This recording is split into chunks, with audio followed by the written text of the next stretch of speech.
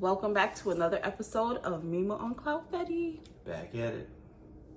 Tonight's topic is, it's not marriage, it's you.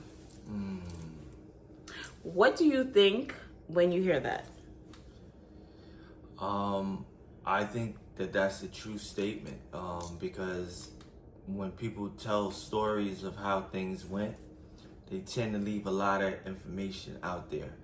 So when things go south, even though it may not be entirely their fault, they tend to leave themselves out of the equation as if it's just the person that wasn't ready or something like that. It's never, well, what did you contribute? What could you have done better?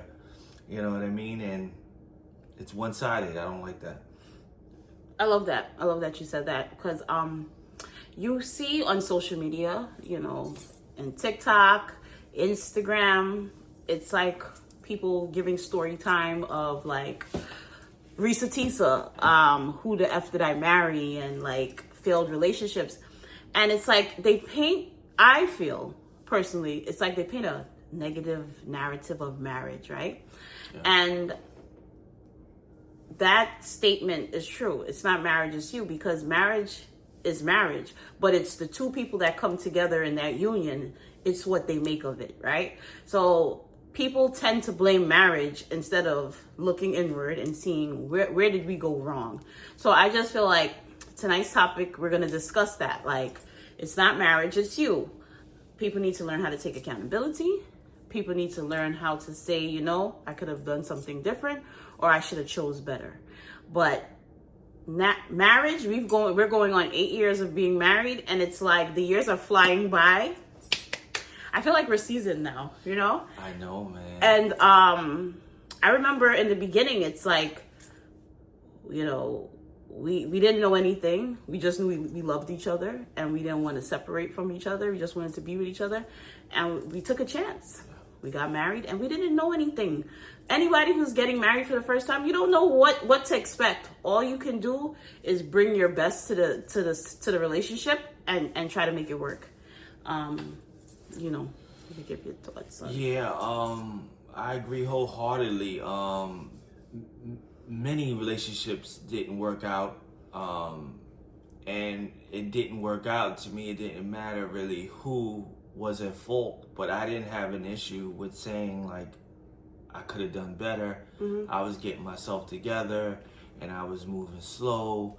She was asking me to do X, Y, Z, and I wasn't doing it. I don't have a problem with that. Just because I didn't do what I should have done doesn't mean it was my fault the relationship didn't last. Usually there's more than one thing that's going on that causes a relationship to end. Yeah. It doesn't help lack of contribution, or for me, a lot of times, timing was just bad. Yeah. I was still figuring myself out. I let things go. I changed my mind with something and went a different direction, or vice versa, which all is timing. I don't think that means you're a horrible person just because the relationship doesn't last. Even with me, with my wife now, proposing, I had cold feet a little bit, only because I never stepped into a situation like that before. Yeah. But I was willing to risk it all. And now when I think about it in my mind, it sounds scary taking a chance like that, not knowing what's in store when you open that door. Yeah. Which is understandable. It's perfectly normal. However, like we mentioned, if you have good heart, you got good intentions, you're willing to be better, you're reasonable, quote unquote. I think that's another key thing that plays a part in putting in the right efforts to help the marriage work, last, whatever. Yeah. I agree. You made some great points. What do you feel when you hear like people get married and then within a year or two it's over? Like what comes to mind when you see situations like that? For me, I just feel like, how did you even make it to the altar? For you to just be over that quickly, how did you even get to the wedding day? That's a little strange to me, but yeah, I agree where, okay, the person or the couple jumped into things too soon. Sometimes too, I feel like other things may happen to affect the relationship. For example, an in-law moving in. Okay. Maybe sometimes having children too quickly before you really got to know or spend some time with your spouse. That's true. That could be true. And again, that's just, it's not specifics, but that X factor thing that happens that kind of gets in the way of the normal process of how a relationship should flow. You know what I mean? A lot of that happens, and again, people leave that out. But that's a major adjustment. An in-law or family member moving in. Me and you having 2-3 kids within the first couple years of being together. That puts somewhat of a strain on a relationship. You have to manage it. And then again, you try to make the relationship work and focus on me and you. But meanwhile, there's something else that comes into play that you got to focus on. And then I think my second reason is, again, people not being reasonable.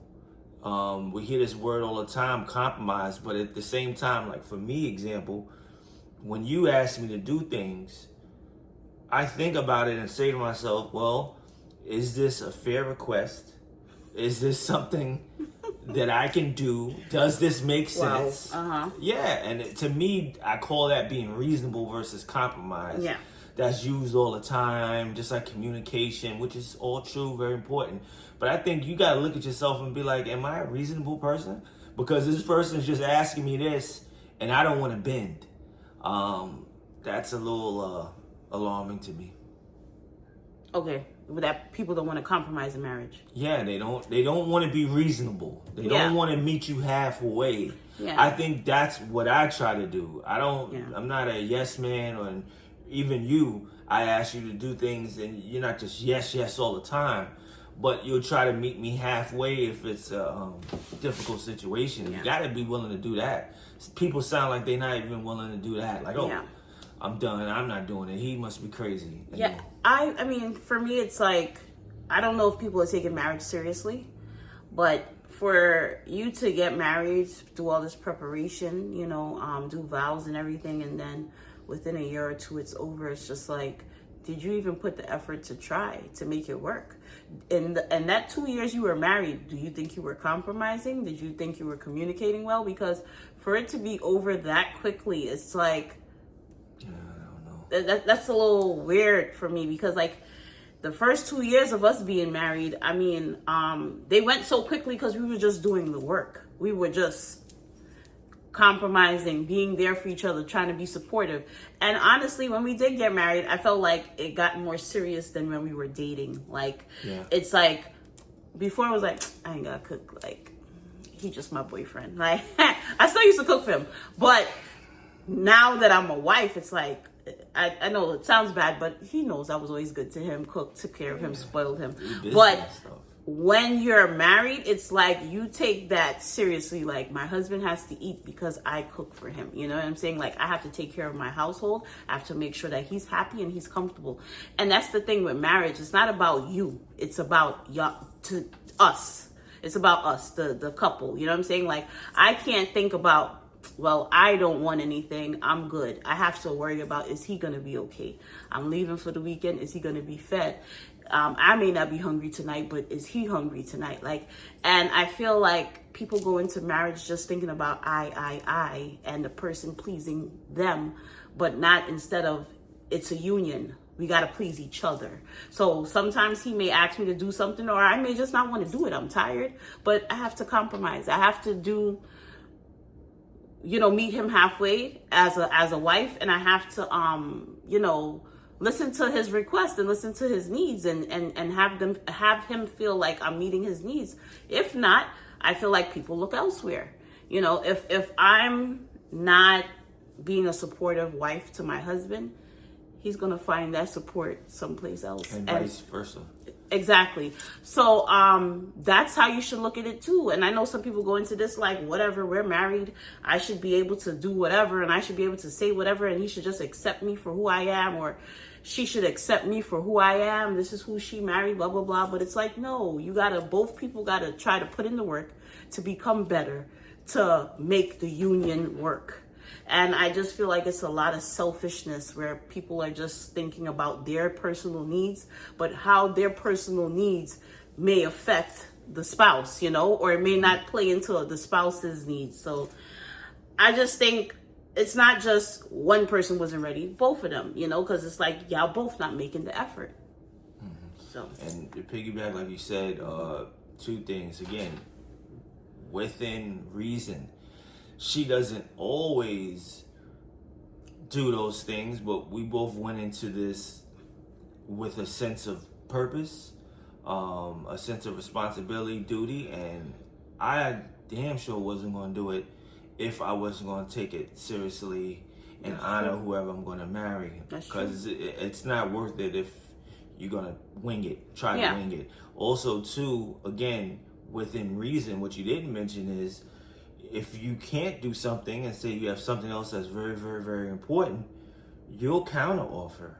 You'll come up with another solution on, hey, I'm not going to be able to do it, but how about this, where you give it some thought, which I like a lot, and that lets me know that you care. Yeah. I think, too, for men, it's not always, hey, you have to rub my feet, you got to make sure my slippers are out, but it's like, okay, I couldn't do it, but I'm going to make it up to you. How about this? The effort. Right. And that's just as good or sometimes better, because with me, it's all about the vibe and the mood. I could be in the mood with like, you know what? That worked out even better. That's more convenient. Yeah. But at least you're making that effort, and that goes on both sides. And I think, again, if we go by other people's stories, they tend to leave information out. But there isn't any of that going on. It's either yes, no, bend, fold, won't break, and if you do that, it's not going to work. Yeah. So it's to wrap it up, but it's just a lot of compromise. When you get married, people tell you it's a lot of work. It's a lot of work. You hear like older married couples that have been married for years, they'll tell you it's a lot of work. It's a lot of work. And you go in thinking like, what's going to be the work? Like, we love each other. And then the work is, I don't want to really go to this event with my husband, but as his spouse, I have to support him. I'm going to go. You put aside your selfish needs to accommodate and make your spouse comfortable, make them feel appreciated and supported. That's the work. The work is compromising and being supportive, and that's the part that people are not wanting to do. But if you're not going to compromise for the person that you chose to marry, who you going to compromise for? It's just like, so if you're going into marriage thinking that accept me as I am, take me as I am, it's the wrong attitude. We are constantly changing. Who we were 8 years ago, we are no longer those people. You know what I'm saying? We keep rebranding, keep changing, personalities, reinventing ourselves. Like, now me and my husband are in a point where it's like, we got a routine. We wake up, we go to the gym, we go to the sauna after, I go get groceries. He comes back home, gets ready for work.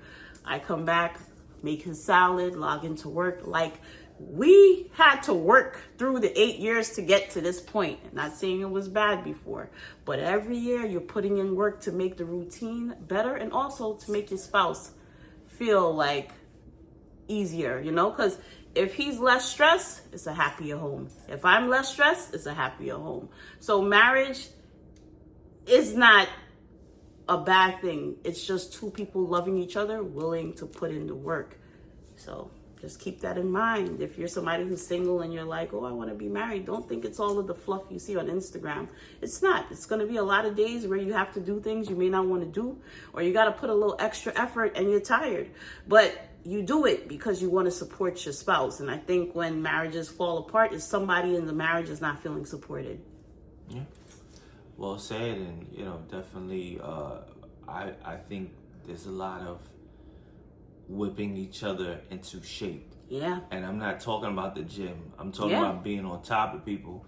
And some people feel like, oh, okay, when I'm married, we should be good. There shouldn't be any whipping into shape. But to me, if you're constantly trying to grow, Yeah. then yes, getting to the next level, you have to whip each other into shape. Like you said, the reinvention. If it's going from moving from making 50,000 to 100,000, you gotta become that person. Somebody, your partner, should be helping to encourage you to get to that, and you have to have patience. You got to be on top of the person. There's no giving up. Sometimes it takes longer than expected, and people think you're supposed to be perfectly packaged at the time of getting together, and it doesn't work that way. Yeah. There's levels, and as long as you try and get on another level, then that requires work, and you got to help that person get to that so it can be easier. Amen. I hear a lot of people, we'll be making this longer than it used to be, but I hear a lot of people say, well, I'm not going into a relationship to raise anybody. I don't feel like I have to build up a person, or I should not have to raise a man, or, try to make him whatever they say. I see that a lot on the internet. I shouldn't have to fix anybody, right? Because they think they're coming in perfect. That's not true. So what? You have a great job. You have your own house. You shop. You travel. That doesn't mean you're a complete person. You could have a nasty attitude. You could be selfish as all hell. You could not know how to cook. You could not be compromising and very stubborn. So you may need to do work in that department. Although, the man may need to do work where he needs to be a little more aggressive or assertive with finding a better position or improving his career. Your work could be your attitude, your selfishness, being selfless, not giving, not being understanding. That could be your work. So a lot of these females and males that think, oh, I make six figures, I do X, Y, and Z, nobody takes care of me, I don't need a man to do anything for me. That attitude is not going to cut it either, because like I said, in marriage, it's a union. It's not I, it's we, it's us. So both people have to feel supported. So if you keep throwing out this, I don't need anybody, I'm doing this all on my own, stay single. But if you're going to be with a partnership, with a marriage, you have to remove that attitude. So we all have to do work. So all of this, I'm not raising anybody. You have to improve yourself, because that whole single mentality of I'm a single woman, I'm empowered, I do everything on my own. Now you have to put that to the side, because you're married. You're no longer that woman. You got to become the wife. Okay. Nice. So your work may not be in the finances. It just may be in your thought process and how you project that and how you deliver it. So we all have work to do. So the same way you feel you're not going to build up a man may feel like he shouldn't have to fix your attitude, So we don't come into this perfect. And when I met him, I probably was a spoiled brat. I still have ways, and he was. He had his ways too. He was the only child, used to getting things his way, and people catering to him. So it's like we both had to check each other. We both had to grow up. We both were spoiled in different ways, and we both had to learn how we're gonna coexist and understand each other. So like I said, we became two different people within these 8 years, and every day we're growing.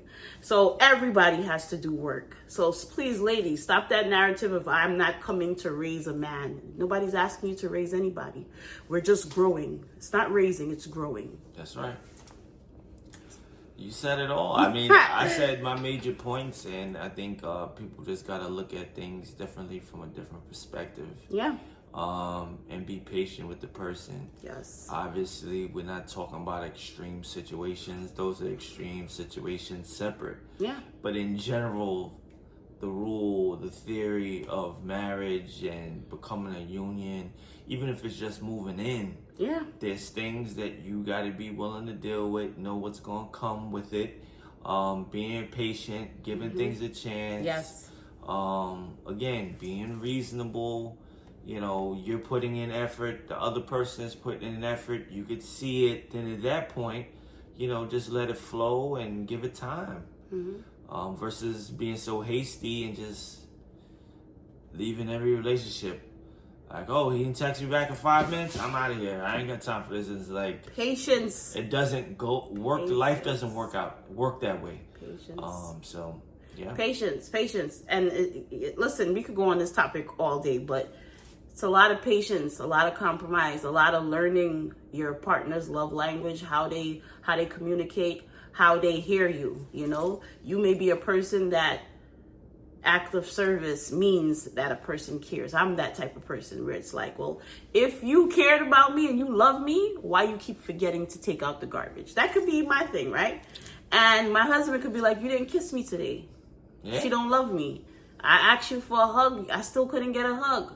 That's his love. You know, so we got to understand each other. Like my husband is like touch and affection and stuff like that, and I'm acts of service. It's like, well, if he loved me, why he keep forgetting to do, or he didn't do this, or he did, you know? So we understand that about each other now. So I know how to, you know, interact. I know how to understand him. I know how to handle my husband because, you know, he's sensitive in that area. So I have to pay attention to how I am with affection and attention to him because that's important to my husband. And he knows what's important to me. So all of those things you're going to learn throughout the time. So how are y'all over in a year or 2 years? Where's the work? That's all I got to say. Yep.